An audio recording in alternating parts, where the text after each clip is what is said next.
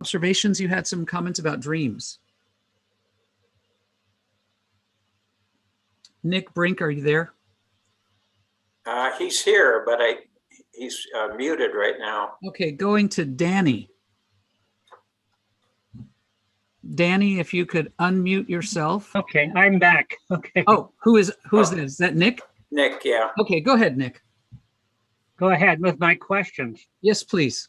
I think first I was connected with my own perspective rather than the speakers.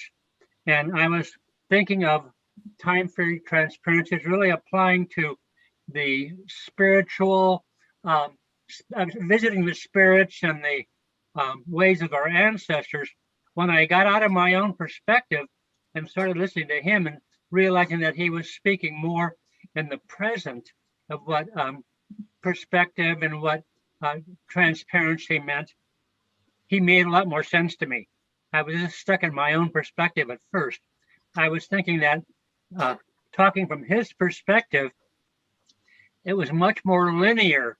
I think of the our origin of the I think of going back to our origin of the hunter and gatherers when they visited when they listened to the spirits. That was much more non-linear. But when I stepped out of my own perspective that way, I think Miku made considerably more sense to me. Did you pick that up, Al? Yeah. Yeah. Okay, can we look, there's one thing about the origin. I think language does a disservice. We say origin, there's an origin. When I mentioned about waiting for the future data from the past, the intersection of future and past says that the universe originates and is still originating. Origin is not something out of which things come, it originates. Otherwise, you have a static thing, there it sits and somehow causes. It itself creates and is self-creating. As the universe continuously, the universe is not finished. Well, it started then, now it's just going. It's still creating. The forces, the energies, the Shakti and Kama and Lila, playfulness, still originating. Stars are still originating. Okay. So the origin is not a thing, it's originating. And we are co-actors in this origination. When we originate, we are with the originating origin. We're not somehow saying, well, the origin does it, and now we are sitting here. We are part of the cosmic consciousness. It originates. Like I'm as opening up the dimension of how far the galaxies, I'm originating an awareness, which is still originating than the data, in quotes, I'm looking for. So, it's like Nietzsche said, when he talked about Sphinx, and he said, and Sphinx. All of a sudden, the Sphinx is gone and the activity. Okay. And Sphinx, the dynamics of the origin. Okay. So we in the West, we're very static. In India, we have Shakti, cosmic energies. We have the Kama, cosmic eroticism. We have Lila, cosmic play. We are a conjunction of energies, sun included. When I say there's a sun, a thing, no, it just oozes of creating energies that are creating, dissipating, transforming. So the origin is not, I define an origin like a Hegelian something. Yeah. No. So- It's for Gebser. Okay, Otherwise, thank the integral would be like another structure imposed. Okay. Nick, thank you for your question. Our next question comes from one of our presenters from last week, Dr. Karen Voorhees. Karen, go ahead. Well, thank you very much, both of you. I have not read all the philosophers you have, but I'm coming to this from having taken Jeremy's Gebser course twice in the last couple of years. I don't know if you can see, my copy is full of tabs and marks and so on. So Condolences. thank you. I appreciate that.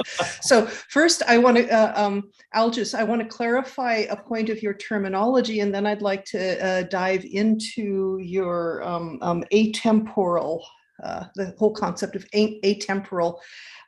Early on, you said, let's see, I think I have it up here in the note. You defined perspective in a narrow and very precise way, if I understood you. Mm-hmm. You defined perspective to our observation of things that exist physically. So I'm asking what term you would use for things that do not exist physically, like ideas that we might have different views on. Would you use the term point of view? Yeah. Or because I'm about to ask you something. Okay, I would, now I got into a habit of using a broader term, disclosing. Disclosing. Yeah, we can disclose the universe mathematically. We don't have mathematical perspective. I cannot stand, so here's a perspective from mathematics. There's no such a thing. So disclosing, mathematics discloses the one dimension of the universe, the quantitative, measurable. And but you know, we can disclose the universe mythically. We can disclose the universe. What is that called? Religiously. So disclosure is, you know, my perspective. Disclose. I can use perspective as disclosing this side of a table. Okay. Okay, so now how would I ask, in your terminology, how would I ask you, I'm coming at what you have presented today more from an Eastern Hindu Buddhist point of view that discloses to me the distinction between sat, absolute truth, versus relative truth.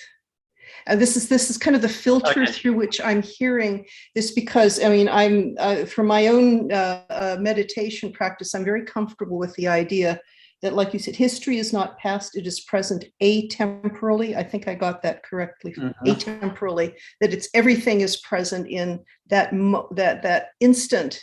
There's no instant. It's present in depth. Presence in depth, because it isn't even an instant is also in time. So presence in depth. And so that, to me, I'm interpreting through my filter of sat, absolute truth, ever-present origin that's constantly creating everything outside or out atemporally.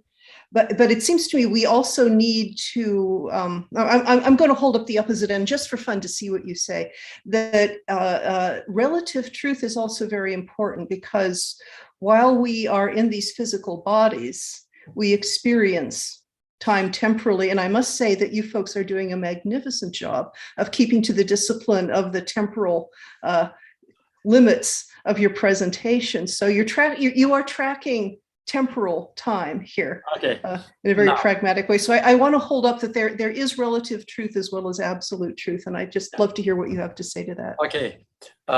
You mentioned the East and things like that. Well, I had a privilege way back before your parents were born to be in Japan, and I had a master, Zen. And so that to me is very profound. Now, I mentioned reflection. The world becomes self-aware through me, and I become self-aware through the world. Okay, so now give you an example. I was teaching in Europe, and they gave me a little hotel room, And I usually get up pretty early. And there's always this young lady attendant. And I come down and it's still dark.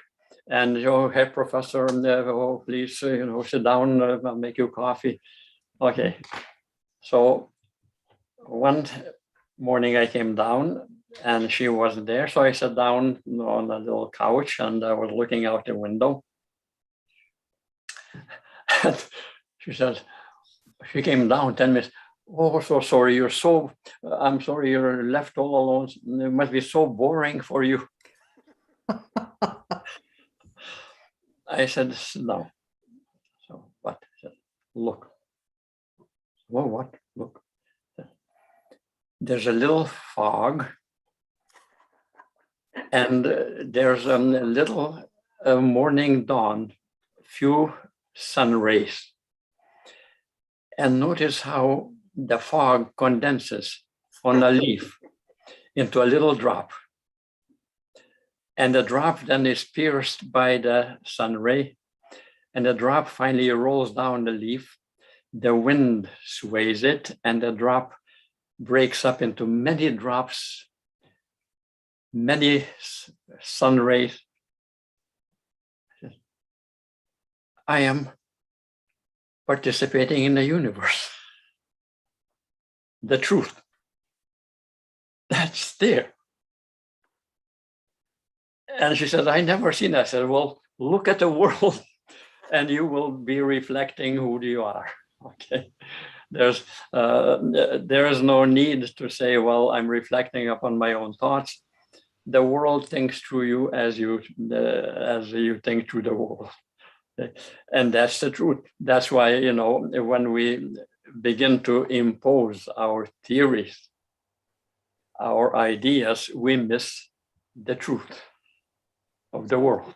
So moving back to the temporal, we have 3 questions left, and just one thing, David. Yeah.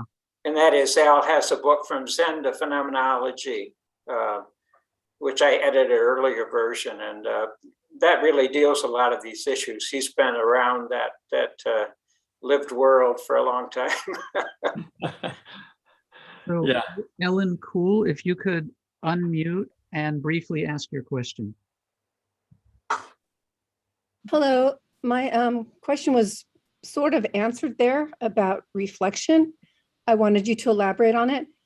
And I'm just curious of your opinion, if you think it's possible for us to teach, guide, educate, whatever word you want to use, our young children to have an a-perspectival ability with reflection of the world.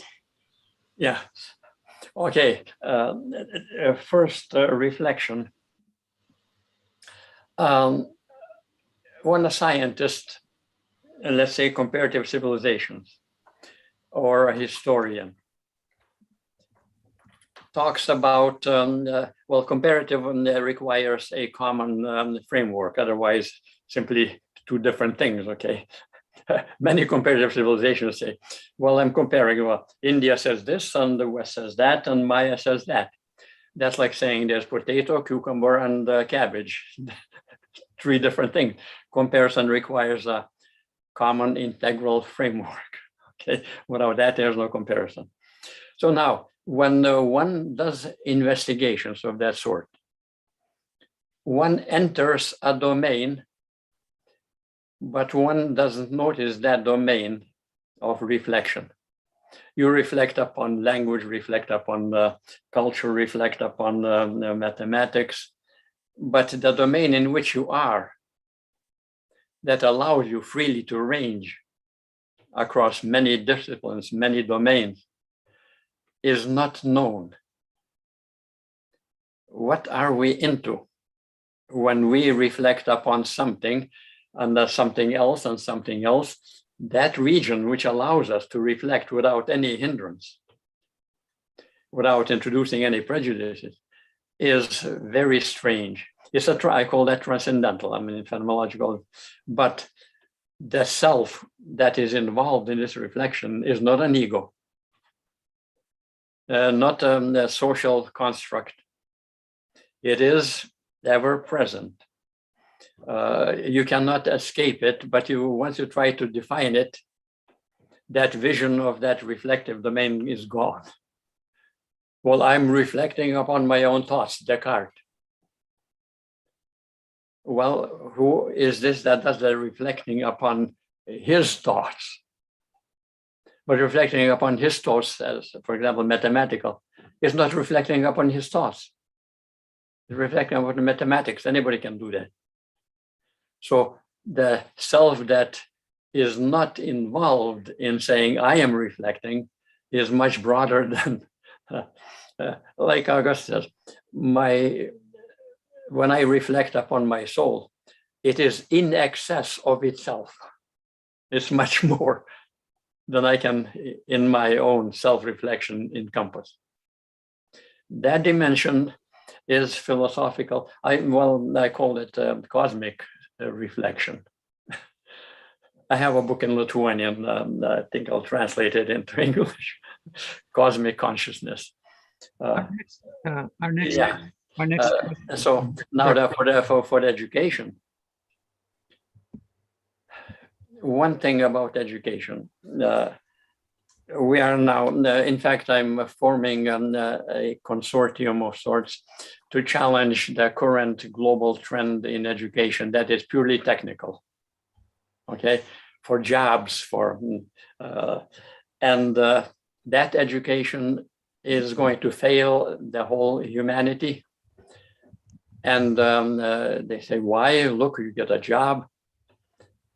Well, the technical education, I don't call it education, training, no matter how high you are, you're being trained for function, can serve anything.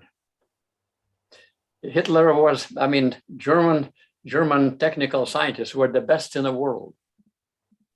Had Hitler started World War II 5 years later, he would have conquered the world because their technical scientists were the best. Everybody agreed. But they served a dictator. But they said, well, we're scientists. We're nothing to do with anything. We're just doing the job. In short, that kind of training can serve anything. Dictators, tyrants. The scientists said, it's none of my business what they do with my new weapons. So that education is going to fail humanity. We don't offer education which says, let's think about everything in principle and critically. Thinking in principle requires pushing every thesis to the limit. What is a human being? What is to be a human being? Not that I serve a dictator or don't give a damn what I serve. And that is why the migration of people, I have some papers called the nomadic civilization. The technical experts are nomadic. They can go anywhere, serve anything. As long as they get paid, they have laboratories, they can do anything for whatever government or whatever hires them. Remember in Cambridge, they're complaining that the best technical minds are going to China because China provides more money for them. Despite the fact that China, their inventions are used to control people, to oppress people. It's none of my business. I'm a scientist. See, that training is failing education. Okay? We have to have education as a school where every thesis is philosophical and every thesis is to be contested, because every thesis, whether it's a higher science, is offered by fallible humans. First philosophical move in the West was recognition that we are fallible in principle. Therefore, we can discuss in the open every proposal, no dogmas, whether it's coming from divine sources, coming from Plato or coming from anybody else. We can contest them. We can search for truth beyond any dogma. Okay. dogmas can be mistaken. And that is why that education, which says the teacher, the teacher is authority. But the authority, once I reach that level of understanding that I'm being taught, I can challenge that authority and myself. Then I'm responsible. So we have less than 10 minutes left in this session, and we have lots of remaining questions. So what I will likely do, Algis and Mike, is I will email you the questions that we can't ask right now, and you'll be able to have a chance to respond to these folks. One more intersection. Anything you want, write to me. Keep I going. have in the background 2,000 papers. Okay. Rebecca, who has a shaky internet connection, asked me to ask her question for her. So here it is. She belongs to Shakers. Could you say more about the soul's death pole? Gebser says, and this is a quote, "Then there are the potencies inherent in the soul, efficacies which unleash the energies of life and death." Mm-hmm. Yeah, you see, okay, I mentioned, for example, that comes from Augustine. The soul is between eternity and time. Okay, and so in that case, the soul can choose time, and as Augustine says, can disperse itself across all shifting phenomena, or can concentrate and become one with changeless being. It is that swinging between. It is like at a transcendental level of awareness, pure and simple. There are two dimensions in which we live all the time, and that is permanence and change. And change can be anything. Change can be very static, very permanent, okay? Like the physical laws of change never change, okay? Can be very static. So, but the awareness that when I discuss permanence and change is neither one. But I can shift to become totally permanent, dogmatic, or I can change to be totally loose and flowing, or I can disclose the possibility that change can be supported by permanence, and permanence is not absolute, or the absolute can totally suppress permanence. I mean, there are 7 variations, and we live them all. Okay? Like flow doesn't mean sequence. Things change in flux, but they don't have to have a direction. Okay? It's like my waiting. Now, exclude everything else, I'm waiting. I have no question, I'm waiting moment after moment after moment and things like that. I look at my watch, the second handle moves, second after second, but it doesn't move. It marks permanent waiting. I'm still waiting, I'm still waiting. Second after second, I'm still waiting. Nothing changed, despite the fact that the little handle moved. So I'm marking permanence through all the changes that are also permanent. So here's permanence marking permanence. Okay, I'm stuck. So I have papers on that across civilizations. Okay, how people manage. Remember what made Hitler win? Totally in the background. Germany was in trouble. Everything was changing. Everything was in turmoil. And Hitler said, I will give you the never-changing pole which gives your life meaning. I'll give you total permanence, total order, 1,000 years, no changes. Germans fell for it. Yeah, hey, der Führer, whatever he says. So as we bring this session to a close, I wanted to jump in to Ellen's question and say that there are two Gebserians that I know of. I'm sure there are more, but there are two that I know of who have written specifically about the role of integrality and Gebserian thought in education, primarily the education of children. And those two people are Bernie Neville, who was at the La Trobe University in Australia. They actually hosted our conference one year, which was wonderful. And the other is Robert Mitchell, who is working, I'm told, on a new book about this. And Robert, some of you may know, has presented a couple of years in a row at Gebser. He presented when we were at Asilomar, which may have been our last actual face-to-face meeting. And he presented, I think, one time before that. But both Bernie and Robert have written about the radical ways in which the educational system needs to be reimagined in order to make it an integral kind of approach. So Yeah. Again, I hate to cut this short, but I know that we have not only the speakers in this block this morning, but then we're going to break and have the Cosmolocals. And I know for some people, it's getting very late. Walter, I don't know what time it is right now in Germany, but I know that to respect it, I want to make sure that we move along. So, Tom, I don't have book titles handy, but I'll try to get them for you.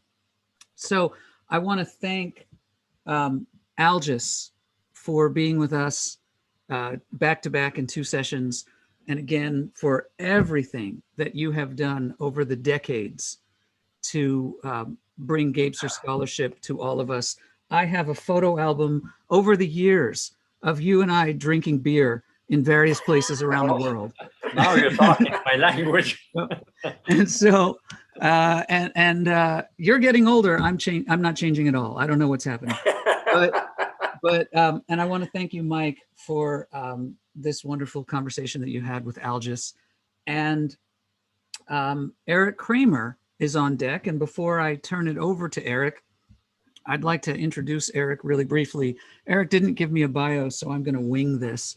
So Eric Kramer is probably the most published scholar on Gebser scholarship, at least in the English language, is directly and indirectly responsible for the propagation of Gebser scholarship across the world, has written or been the book editor for I don't know how many books on Gebser, has lowered his standards to allow me to appear in at least one of them.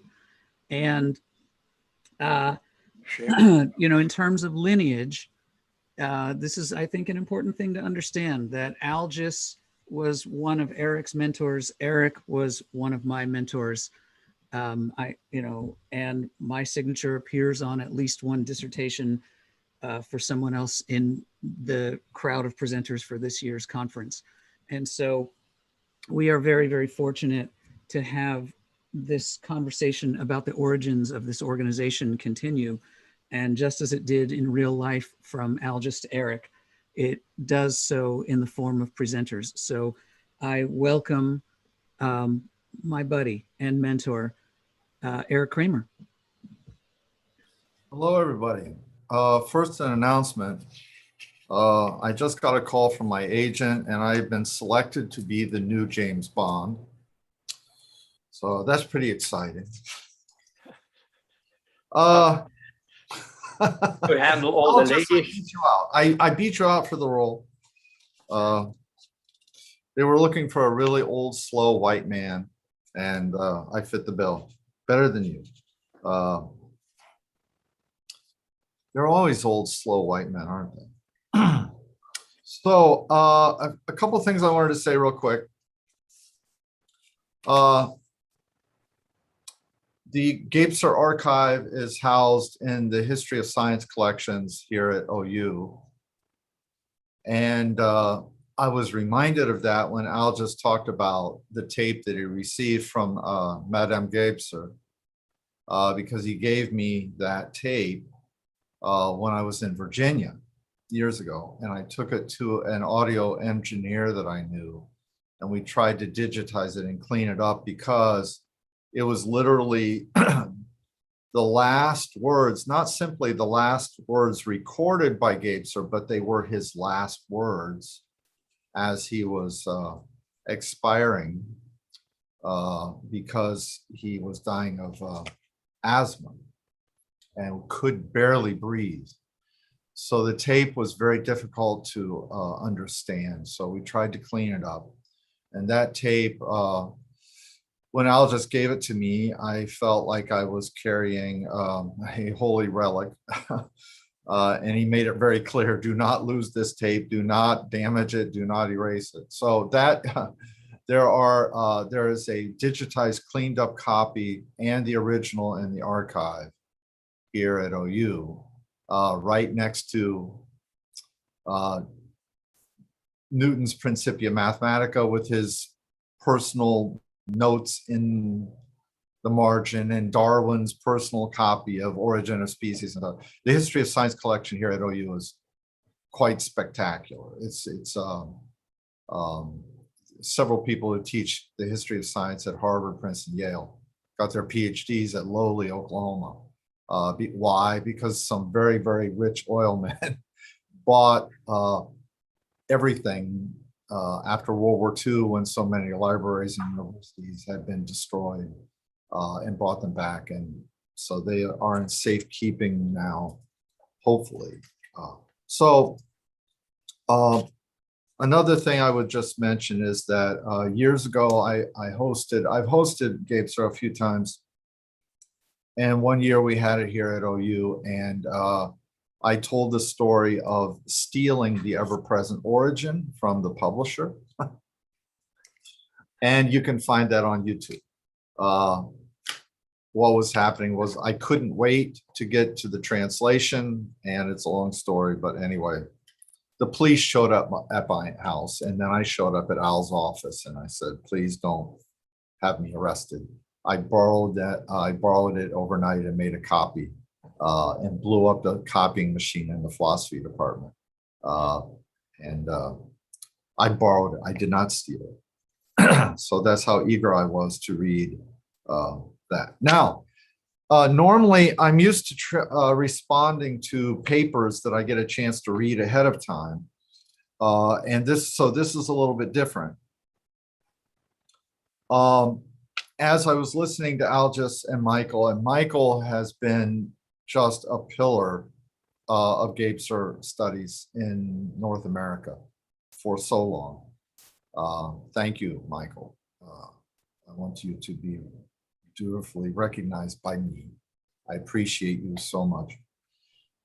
As I was listening to this, I was thinking of the guy who chaired my philosophy master's thesis, which was on, my thesis was that Buddhism crossed the Himalayas and it banged into Taoism, and that created Chan, which is transliterated into Japanese as Zen.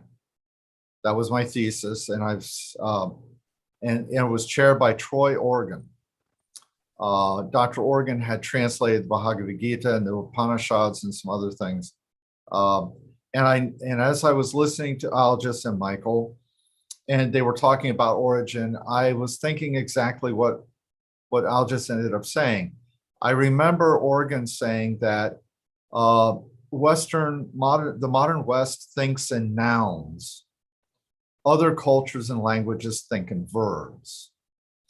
And so there is no origin, it is originating. It is a process, I think, that is ever present. And to me, that is very optimistic in the sense that that also gives us the sense that we can always change. We always are changing, but so there are a couple of questions that I would like to put to Algis, and I'll try to sort of state these questions. Maybe Dave can sort of keep track of them, And then I'll shut up and I'll let Algis respond to my response or reflect on his reflection or something like that. As I was listening to it, and Mike will appreciate this, Merleau-Ponty was all over the place. The notion of the integrating of perspectives. Again, noun thinking instead of verb thinking. We're perspectivizing. We see things as these lockstep units, and because we're so quantitative in our thinking in the West, and we divide things, and that's the definition of precision for the West. Precision is fragmentation. So we take a day and we break it into hours, and we break the hours into minutes, and the minutes into seconds, and feet into inches, and meters, and so forth. And we fragment, and that gives us our sense of precision, and it gives us a sense of power that we are somehow getting a handle on things because we have dissected them so far down. So when I was thinking of Merleau-Ponty, of course, he's talking about as you walk around an object, it's not a sequence of perspectives. And what's always there, as he says brilliantly in The Visible and the Invisible, is implicature, the implied that is always present. So I appreciated that a lot from Algis's presentation. I was also thinking about his shots across the bow for postmodernism. And my thesis there is that postmodernism actually happened before modernism. That Heraclitus and Lao Tzu come before Plato and Confucius. That modernity is actually reactionary because these people were troubled by flux.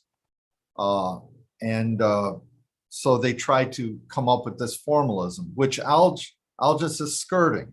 He's skirting Platonic formalism quite a bit there, which a couple of people have already pointed out. And I appreciate that. So my first question to Algis, if Dave can sort of jot this down, I'll state a couple of questions and then I'll turn it back to Algis. One is Gebser is talking about a burgeoning consciousness, that something is changing, a mutation. And I'm thinking of Levinas. You were talking about human being, and I was thinking of Levinas and how he's kind of stretched that to Gaia, to all living things. That we should extend this respect and appreciation far beyond human beings to everything. But to be a little more technical with Algis, I was thinking about some discussions that Stephen Crowell and I and Algis used to have, and Jose and other people about passive synthesis and the constitutive process as a foundational sense, sort of a cosmic sense. And so my question is, if there is a burgeoning integral awareness, and I'll use the word awareness here, does that mean that our passive synthesis is fundamentally changing? And I'll let Algis answer that after I state a couple of other questions. That also brings me then to the issue of transparency and the noetic and the noematic. And this play off of form and content, contingency and flux, all of these dualities that we have been forced to live with in our Cartesian mentality. So I would like for you to talk a little bit about the transparency that allows case and category to be co-present at all times, and that leading to sense making. And understanding. So, and that brings me to the hermeneutic circle. And, when I studied with Gadamer, we used to talk about Verkungeschichtlich Bewusstsein, this notion of a historically conditioned historical awareness. Effective question. Yeah, this kind of constant integration, where, as Faulkner would say, the past is never past. But it's more complex than that. Dave, I hope you're helping me here. I am typing dutifully. I hope I'm making some sense. Mhm. And then finally, you're talking in terms of vision, and again, awareness and consciousness are kind of drifting here, these ideas. And I was thinking about Husserl's concept of intentionality, and where the will is in this. Because one of the things that I think is a little ambiguous in Gebser is if there is a burgeoning new worldview, an integral worldview, that may become dominant. And I understand everything about, archaic, magic, mythic, perspectival, always already being present. But Gebser does give this sense that there's something emergent, a new form of disclosure, to use your language. And on one hand, he sort of suggests that we need to make this happen. On the other hand, he's sort of like, it's happening whether we want it to or not. It reminds me of Marx saying we have to have the revolution. And on the other hand, saying the revolution is a natural law and it will happen whether we want it to or not. So I was thinking about the Husserlian concept of intentionality that comes from Brentano, that can we willfully encourage this emergent view that may change some of our dualistic, some of the problems that are deriving from our dualistic thinking. A new form of disclosure, as you would say, a fundamentally new form of disclosure that I don't know may even be at the level of passive synthesis, if you're neo-Kantian and see structuration that way. So I will shut up and listen. Me too. I'll shut up and listen. Silence is golden. Okay, Eric, and what the hell? Let's start with Gadamer and Verschmelzung der Horizonte, the convergence of horizons. And this is the transcendental question that the big argument between Gadamer and Habermas, remember the called hermeneutical controversy. Now, in awareness, nothing else. Let's start with that. Gadamer's point is that our tradition, language, customs, always overflood us. Okay? It's more than us. So for example, when you go to a court and there are texts written in the past, but then suddenly a lawyer says, well, I will refer to Constitution. All of a sudden, Constitution becomes the future decision of this current case. So the past all of a sudden overfloods our contemporary events. So when I say subject, I had no problems to decipher where in the hell did we get the modern subject. I can give you argument for argument between Democritus and Aristotle concerning parts and wholes, and well, it's a big debate. And I can show you where we get a modern subject. Okay? So it's a debate, a dialogue between giants who had a problem and resolved the problem in one way. So we have a modern subject. So that subject becomes part of our history. But then Husserlian phenomenology raises the question, and Sebom did that and others. So I am converging as a subject into the historical tradition that was created by great arguments. So I'm not independent. But then the convergence of me into the horizon poses a question. So what is the awareness that sees the horizon and me as this subject converging into it? What is the awareness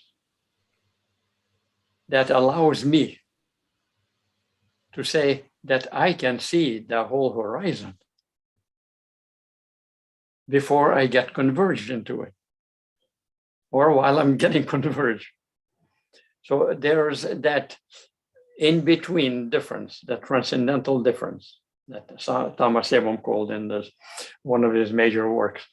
So now this transcendental difference doesn't belong to anything, but it is a reflection between the horizon of our tradition. You know, we talk about laws and we talk about democracy, autocracy, and all of that. And me, or whatever, is recognizing that horizon and its limits. Tradition has a limit.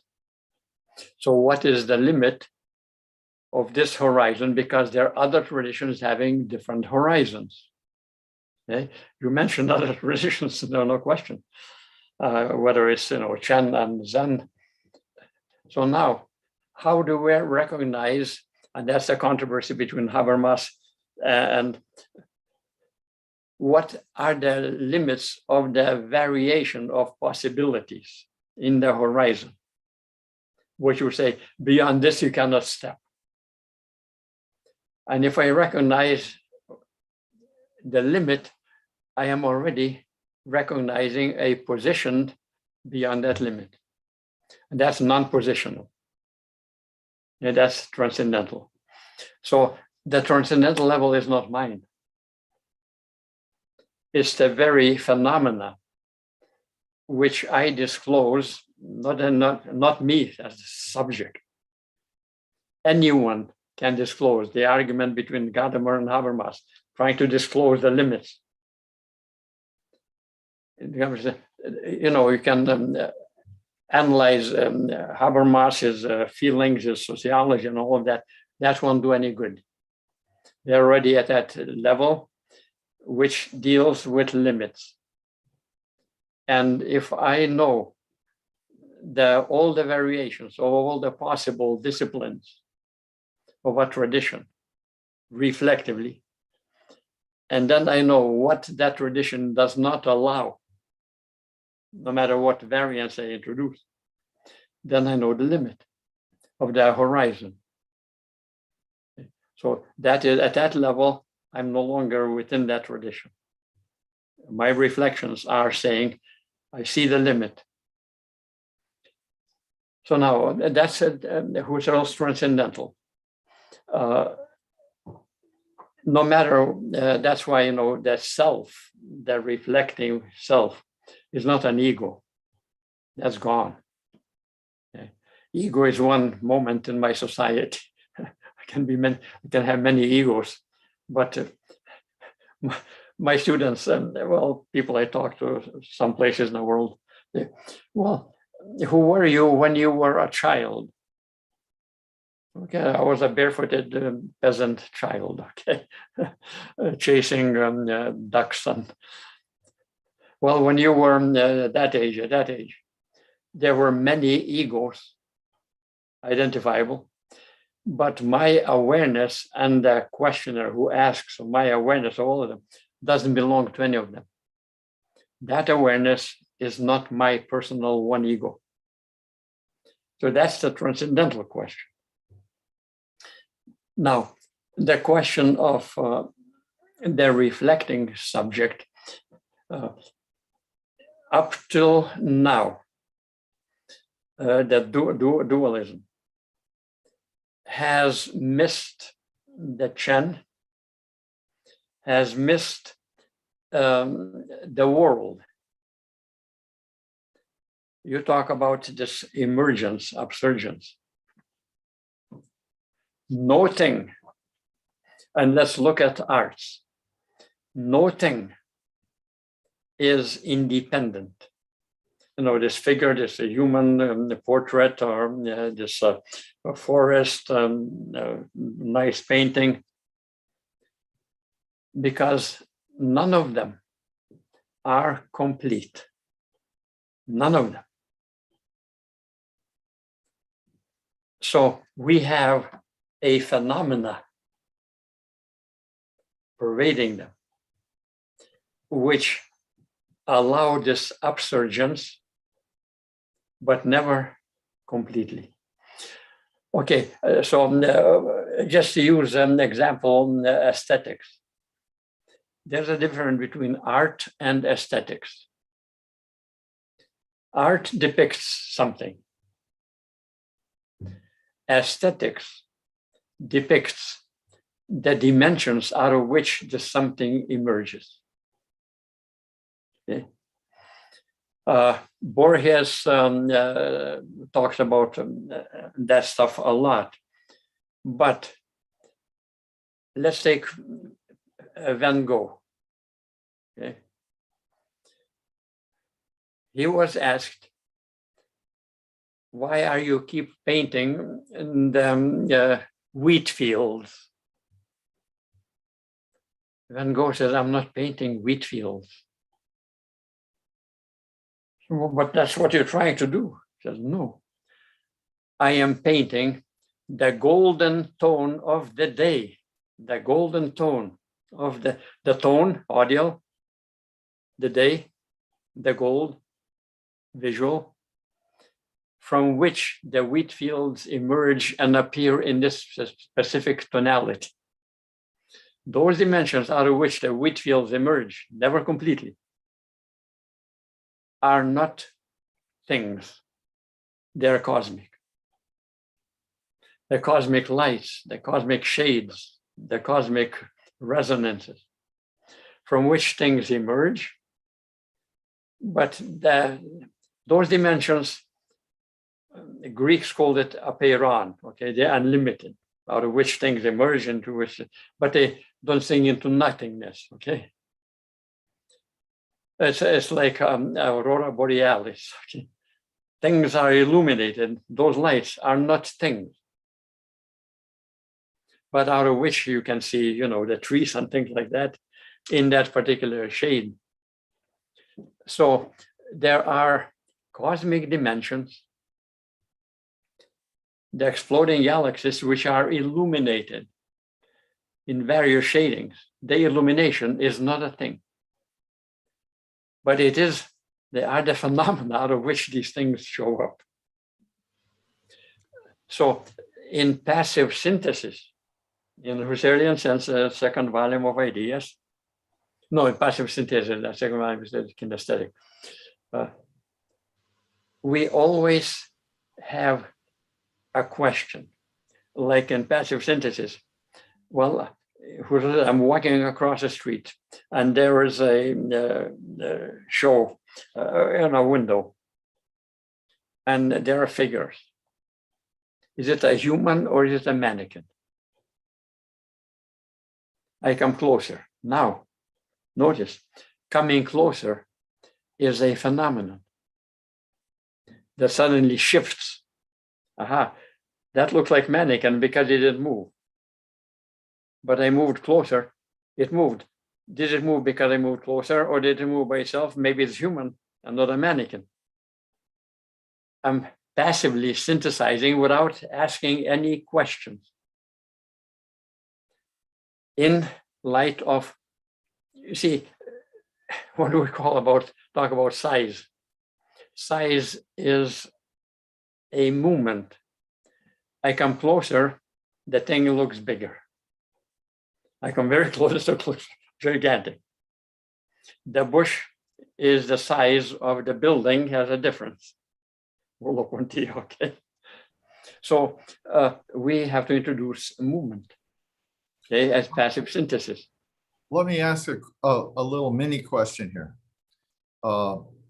If the constitutive process of passive synthesis varies from structure to structure, magic, mythic, perspective, if that is the case, then would the process of reflection be different? Yeah, the process of reflection is has two dimensions, at least two dimensions. I can fix on something, okay, and I'm reflecting on that, nothing else. But when I compare, I make that something into comparative flux. Well, it's not that, it's not that, that's the same framework, but it doesn't look like the same framework. And so we have now a question of synthesis, because when we say comparison, we are also looking for and have a vision of what is common. Otherwise, there's no comparison. So I have a text in Spanish. Formas para comprender las civilizaciones. It includes that problematic. Okay. So if we then extend this up into what the Benthamites, would call some kind of pragmatism or something, or go with Habermas, this reflexivity, the reflection, there's the reflexivity, which is very primordial. Mm-hmm. But if you extend it into the range of ideology, then we get into things like justice. Yeah. And this burgeoning notion of the integral, some people have said, well, this will lead to, a more ecological justice, a world of more ecological justice or something like this. But I'm not sure that's necessarily the case. Well, because the reflection, but I'll let you finish your thought. Yeah. When you say include ecological, Levinas, he was not an ecologist. He was not ethical at all. But you see, by now we disclosed that we belong in this world, and that Brahman, Atman, the cosmic breath, and my minimal breath interchange, and we cannot be one without the other. So now we know, using that metaphor, that Amazon is my lungs. Okay, I cannot breathe without Amazon breathing. Here we have a common framework. The trees breathe in and breathe out, and I breathe in without Amazon, without other forests. I don't breathe. I'm part of the breath. Okay? I'm integral to it. I can't leave. Oh, I'm going to go to Mars and it's like the funniest thing. Well, Budweiser is funding a Mars expedition, and it plans to make beer there because they couldn't make good beer here, although there's no water. So sand beer, okay. Yeah, I mean, we cannot leave the world, okay? So what we're discussing is the integral from within the world.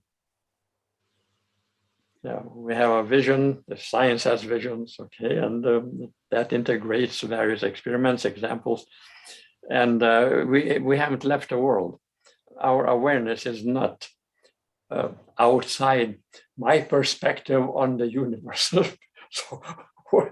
So the universe is a big thing, and I'm standing there outside and have a perspective nonsense. My take on the universe, come on. With regret, I have to call this session to a close. Eric, I thank you very much for continuing our dialogue with these questions. We could go on for the next 5 hours.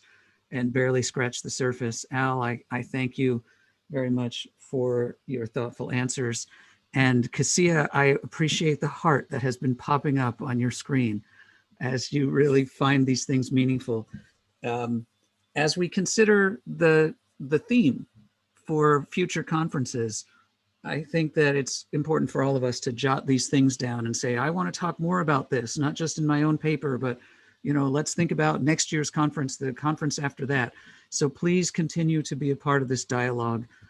They say that one of the mistakes that Hollywood makes is that they let shows go on too long, and that it's better to end the series at its high point. I feel like I'm doing that right now. So anyway, once again, Eric Kramer, I thank you very much. Al Mickunas, thank you very much. And I want to turn over to our last speaker of today's joint block. And this is Glenn Parry. Glenn joined us, I believe, first in 2012 in Monterey, when we were at the Monterey Institute of International Studies, a conference that was actually organized by, I believe, John Dodson and Elaine C., who has lowered her own standards to marry Eric Kramer. So, and Glenn has been a part of this circle ever since. Glenn is the author of at least 2 marvelous, really wonderful books, Original Thinking and the more recent Original Politics, which I'm not going to say much about because that's what Glenn's here to talk about. But what I will say is that Glenn masterfully incorporates Gebserian thought into a much broader basket of things that he talks about. And so with no further ado, I turn the floor to my friend Glenn. Thank you. Thank you, Dave. Thank you, Algis. Thank you. Thank you, Mike. Love your hat. What's that? Love your hat. Oh, thank you. I'm going to Thank steal you, it. hat. I'll keep it under my hat. I don't know. All right. Thank you. Thank you. Thank you. Wow. It's good to listen and be fed with such nourishment. Thank you so much. And I want to begin with gratitude. And thank you, Algis, for saying that about Dostoevsky, saying that what really is the issue is profound ungratefulness. So thank you. I love to be grateful, so that's where I will begin.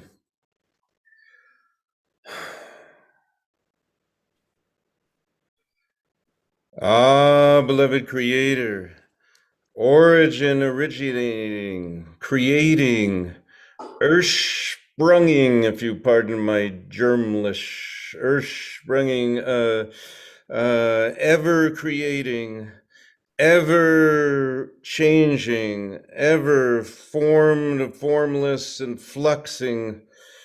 Thank you, beloved Creator, for the great gift of life.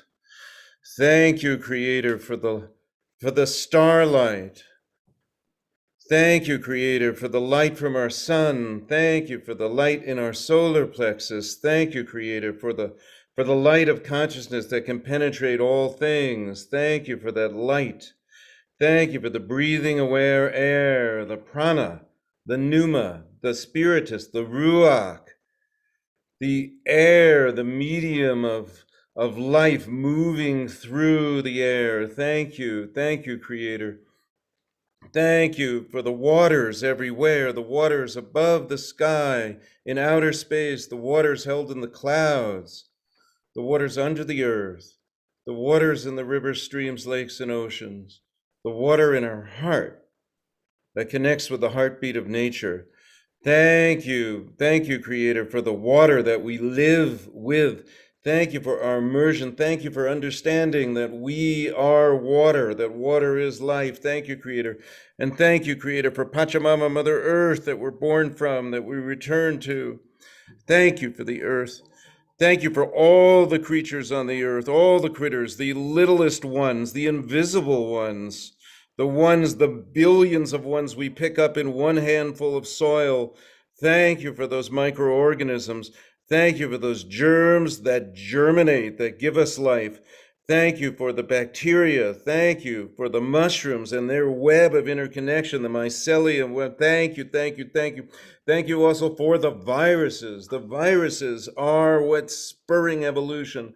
Thank you, even as we as humans are now understanding that we're out of balance with the viruses. And when we're out of balance, that can bring sickness or death to us. Thank you for understanding. Thank you for including the viruses as part of life. Thank you. Thank you, Creator. Thank you for all the critters on the earth, from the bear, the fox, the bobcat, the elk, the deer. Thank you for the bear now that teaches us to go within with wisdom. Thank you for all that there is. Thank you for this group, this amazing group, this group of profound depth, profound intelligence, but profound sincerity. Profound sincerity, the ability to listen, like Mike Purdy, who demonstrates that to us and holds that space. Thank you for that beautiful ability to listen to each other, to learn from each other, and to grow and become more and more integral, more and more, whatever it is that we are becoming. Thank you for that openness to the process. Aho mitaki yasin. Thank you, group.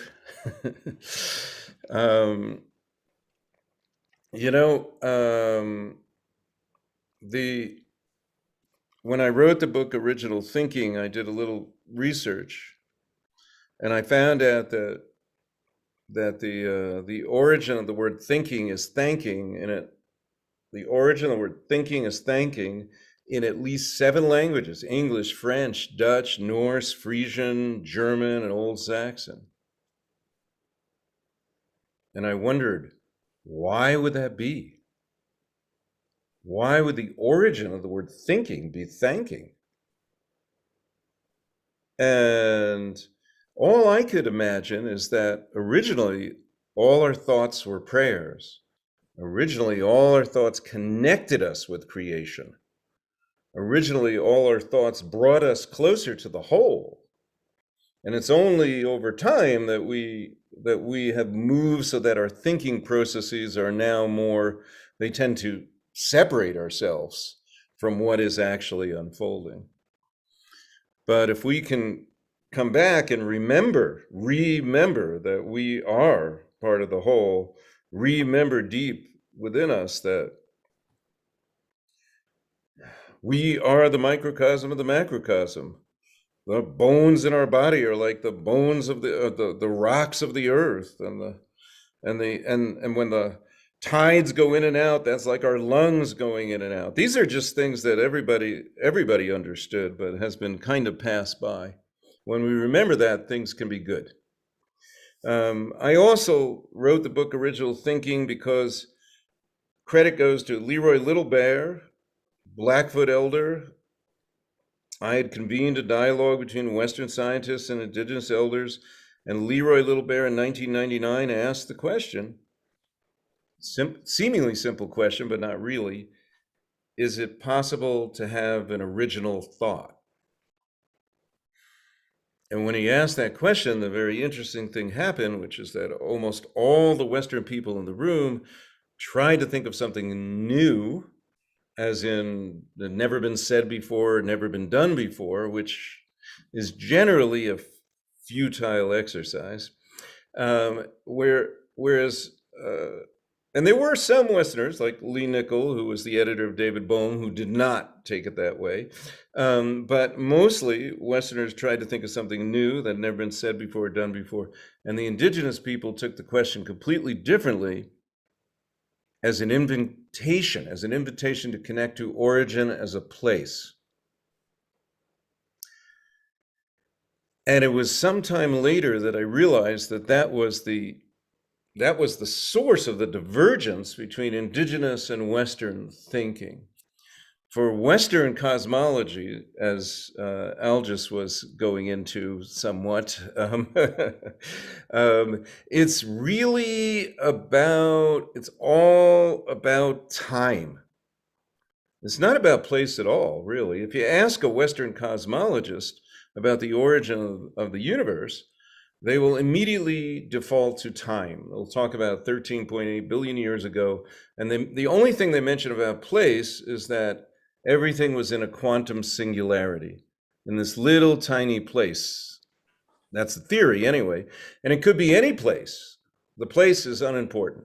Where if you asked, let's say you ask a Hopi elder about the origin of the cosmos, or the origin of his place in the cosmos, he would take you to a very specific place. He would take you to the confluence of the Little Colorado River and the Big Colorado River. He would take you to the Sipapu. He would take you to the place of emergence. And that's where everything matters for indigenous peoples. I appreciated what Algis was saying about place never being quite the same. That's very true for indigenous peoples, would very much agree with that.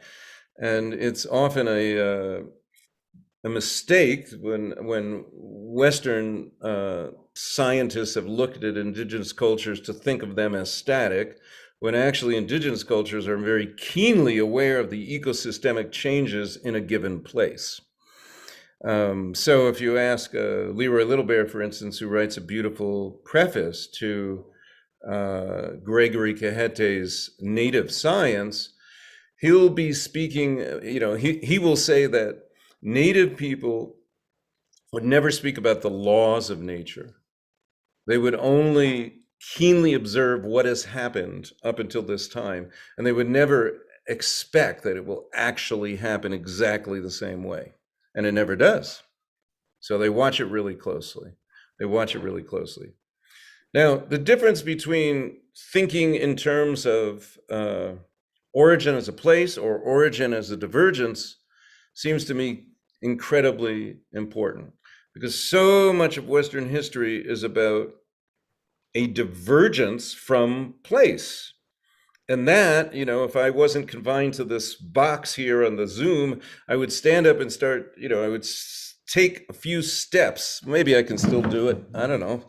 But, no, you can't see me, but you take a step from one place to another. And we tend to call that progress. And as Gebser would say, that's progress can be confused, or distance from the origin can be confused with progress. And that's really, really important, because when you're indigenous to a particular piece of land and you're noticing keenly the ecosystemic changes around that land, you're basically operating in concentric circles around what is happening in a particular place. And you're very keenly aware of that.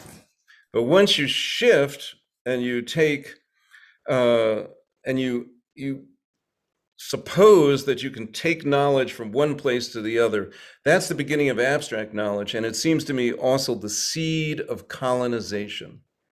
It's the seed of colonization because we take one idea, we move it to another place, and we suppose that our ideas are superior to the people who have lived in a particular place. And just to give a humorous example about that, I just came back from South Dakota, Wyoming, and Colorado. And I could say the same thing there as I can say in New Mexico, where I am now. But let's say you asked a New Mexico child on a quiz the question, what is a subway? What is a subway? Now, if they answer a sandwich, they're generally marked as wrong. They'll say, that's wrong. No. A subway is an underground train. But why is that? Because in New Mexico, a subway is a sandwich. The same in South Dakota, Wyoming, Colorado, almost every place in the United States, except for New York, Los Angeles, a few places, there's no subways. In the way that educators that be will name it. So this makes a big difference because now we're imposing abstract knowledge. Okay, now Dave expected me to talk more about, and I still am, Dave, about the influence of Native America on the founding of this nation, which is the central premise of the book, Original Politics. And I do want to speak about that, but I want to speak about it in the context of what we've been speaking about today, because the influence of Native America on the founding of the United States is influence that's still there. That's not from the past. That's not something only from the past. It's something that profoundly affects the present. So, to say this succinctly, the influence on the founding of the United States is so profound that its chief Conestoga, after Ben Franklin as Indian ambassador to the Iroquois or Haudenosaunee Nation, Ben Franklin is asked to do that to form a military alliance with the Iroquois because they controlled the Hudson River Valley, which is a very powerful area. And even though the Haudenosaunee had formed a peaceful pact as long ago as 1132 AD, they in fact were still a very strong military power. And so that's why it was incumbent upon our mother country asked Ben Franklin to form a military alliance with the Iroquois in the French and Indian Wars. And what happened though was very changed the course of history, because Ben Franklin forms a strong friendship with Chief Conestoga, the Onondaga chief. And of course, Ben Franklin had been printing treaties for many years before this ever happens. And he even lost his assembly job at the Pennsylvania Assembly because he took the side of the Indians too much. So Ben Franklin has an affection for Indian philosophy. And it's Chief Conestoga who says to the colonists on July 4th, 1744, exactly 32 years before the Declaration of Independence, he gives them the idea to unite. He says, unite, become like us, a strong confederacy, like the five fingers of one hand. And so they unite. They unite. Hold on one second. Yeah. And when that happens, it sets something in motion. It sets something in motion. It takes 32 years, but eventually the colonists take this suggestion of Chief Conestoga. They do unite as colonies instead of being 7 disparate governments. And Ben Franklin actually is the author of the Articles of Confederation. He's the main author of the Articles of Confederation, which is the true founding document of the United States. For some strange reason in history, we tend to be taught there's the Declaration of Independence in 1776, and then the Constitution in 1789 is ratified as if nothing happened in between.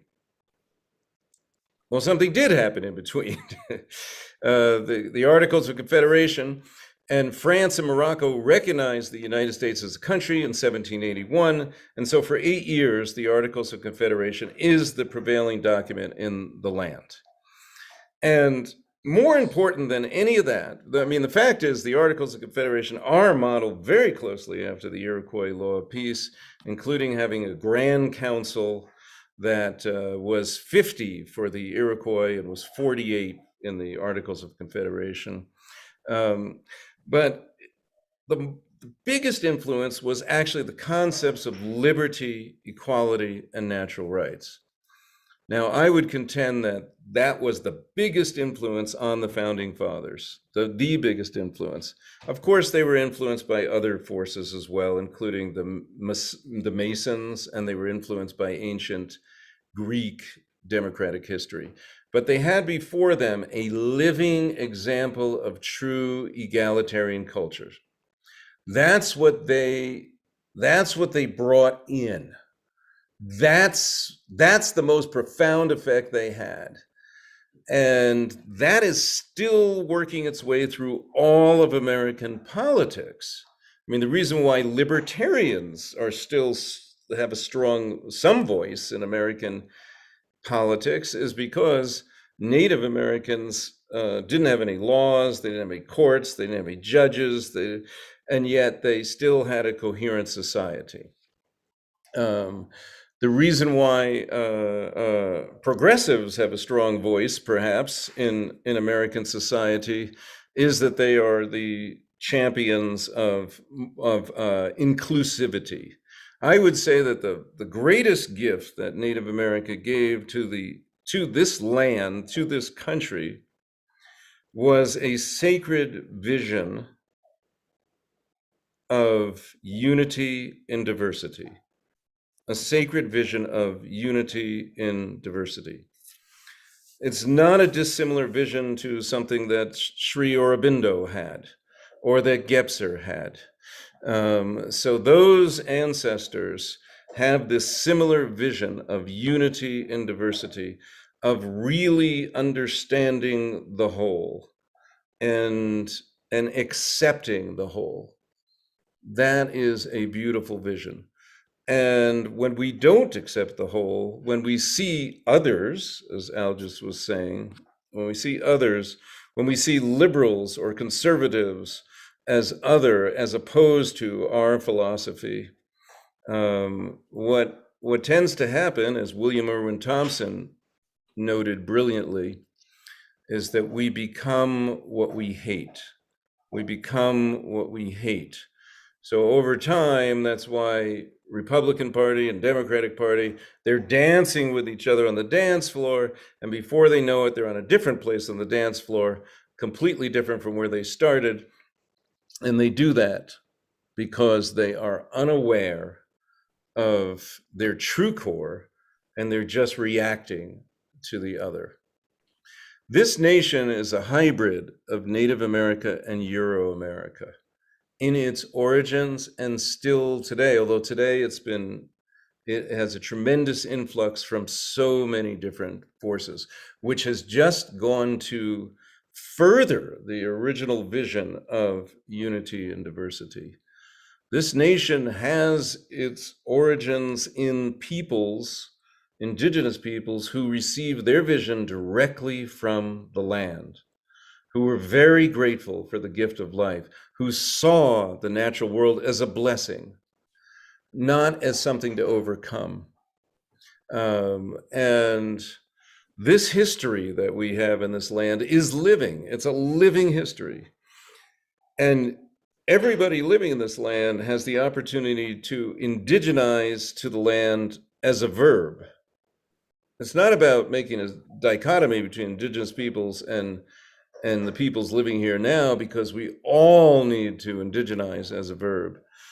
And even though this land has been, right now, the politics of this nation is as divisive as it ever has been, at least since the 1850s, I do hold out a lot of hope.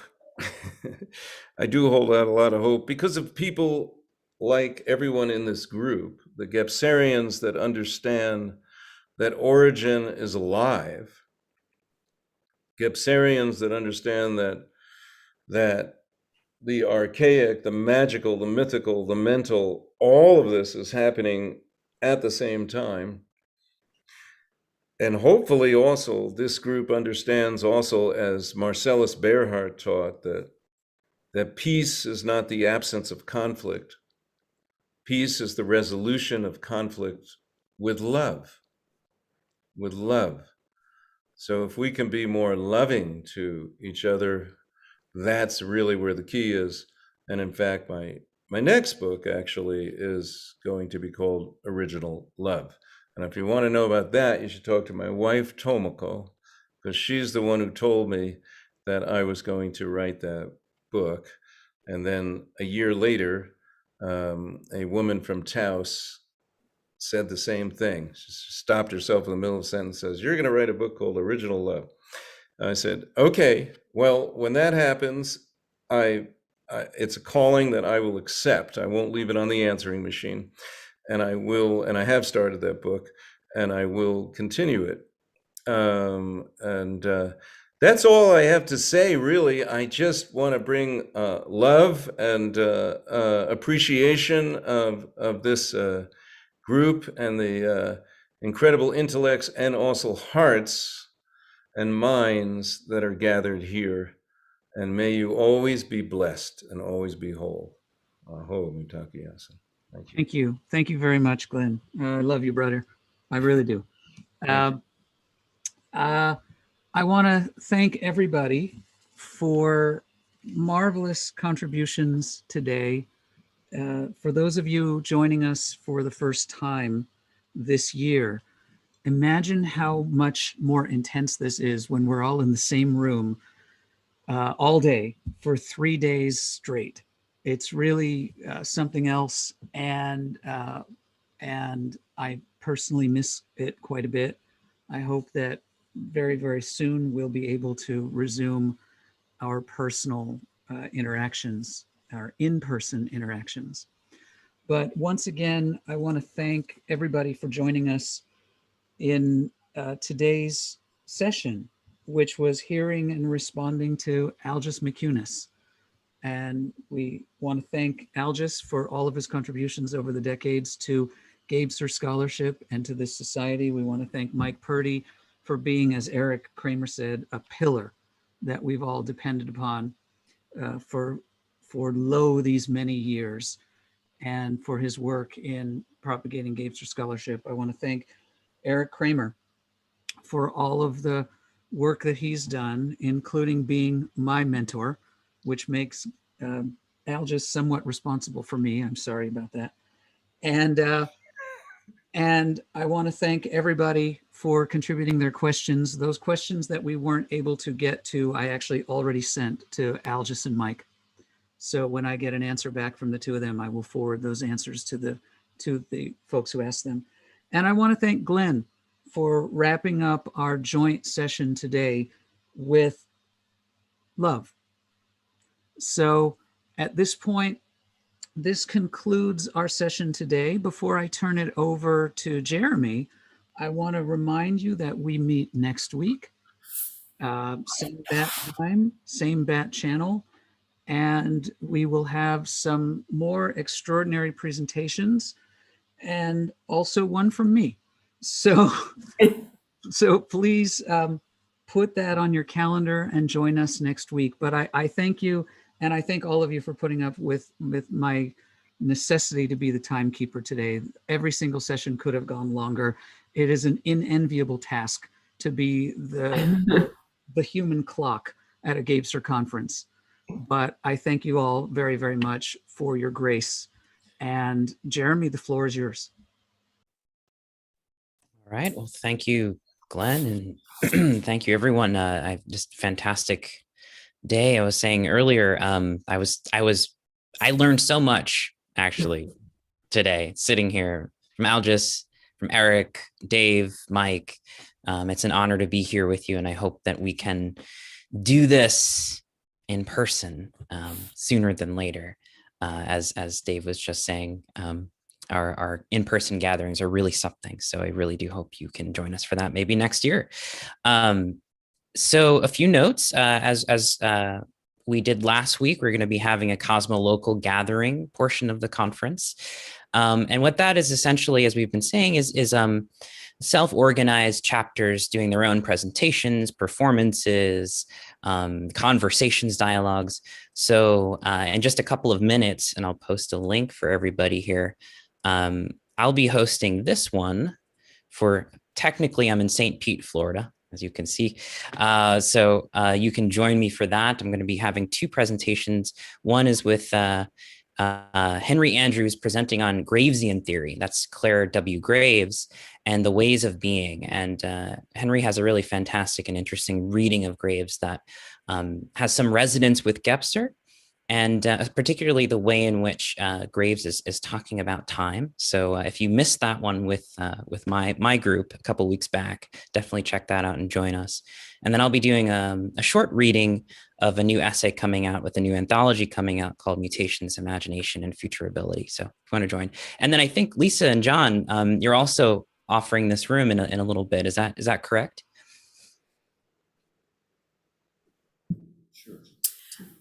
We can keep this open for about an hour after if people want to just stay on and chat. But I would actually encourage people to go to yours. And just for clarification, are we using the same Zoom link next week? Yes.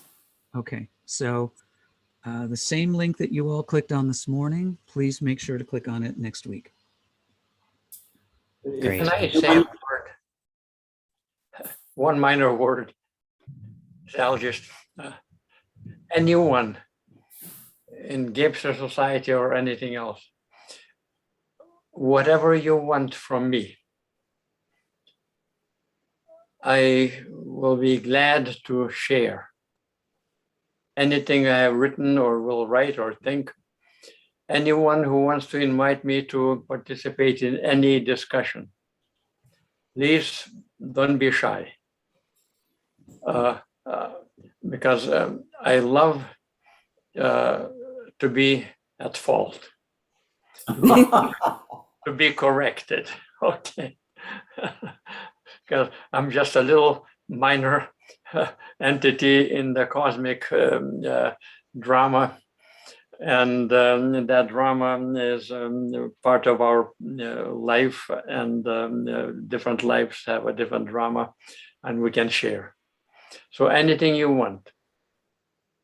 I'll just, I may take you up on that. Thank you so much for that Anything offering. you like. I have, whatever I have is yours. Free of charge. So I'm not a capitalist. Jeremy, could you tell folks what's on tap for next Saturday, please? Sure thing. Next Saturday, we have Dave speaking about the prison project with Gebser. I'm so excited to have Dave debut about that with the Gebser Society. And then we also have a panel discussion with Rudolf Hammerly and Aaron Cheek. Rudolf Hammerly is the president of the European Gebser Society and archivist and publisher of Gebser. And Aaron Cheek is also working on the Gebser project, which is a very exciting translation project that is in the works presently. So we're going to be talking about that, and we're going to be talking about the conference proceedings, and it's going to be fantastic. So please join us for that. And in the afternoon, if I could just get the schedule up here, we're also going to be hosting a kind of a poetry gathering, I believe. And I think John Dotson is convening that or organizing that for us. So there will be readings of Gebser's poetry, translated by Aaron Cheek, readings from Michael Love and Sabrina Dalla Valle.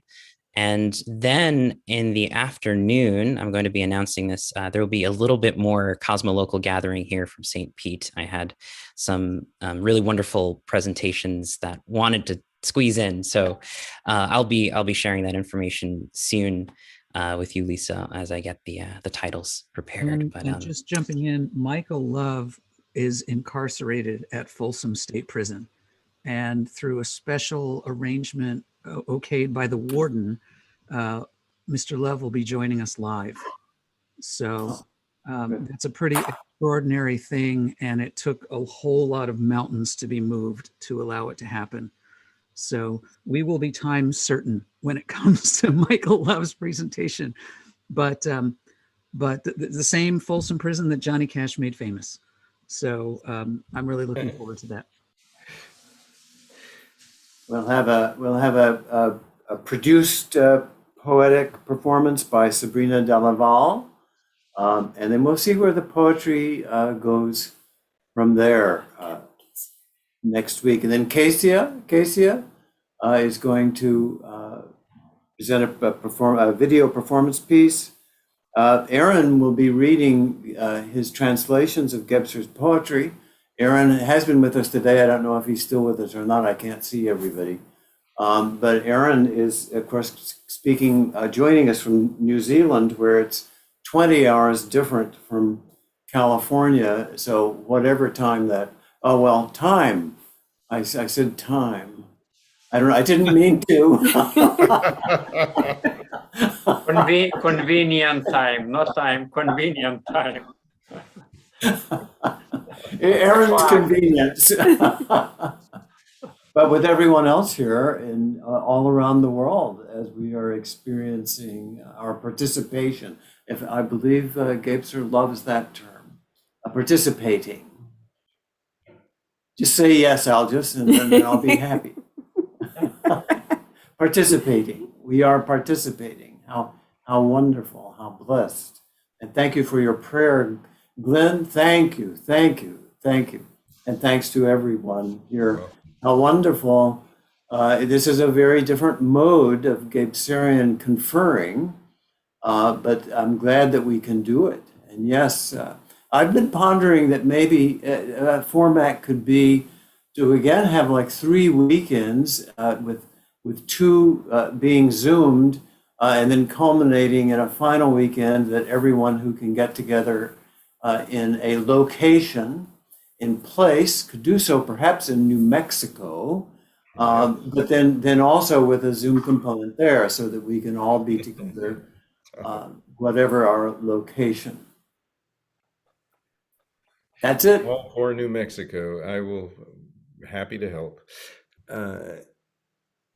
Jeremy, can I just ask a very practical question? So the next groups is it the same Zoom link for the? It's not, and thank you, Glenn, for that reminder. It's a separate link that is right here. I'm posting it in the chat. It was also, if you still have the email that I sent out this morning and yesterday with all of the information, it's right in there towards the bottom of the schedule under the Cosmo Local Gathering. So separate Zoom link. And Glenn, you should also get it through my Mutations Patreon too. I pushed it out to Okay. folks. So all right. Well, see you for that. And thanks, everyone. Thanks, Sean. Thanks, Lisa, for hosting this Zoom event. And I'll see you on the Cosmo Local Gathering. Have a wondrous life.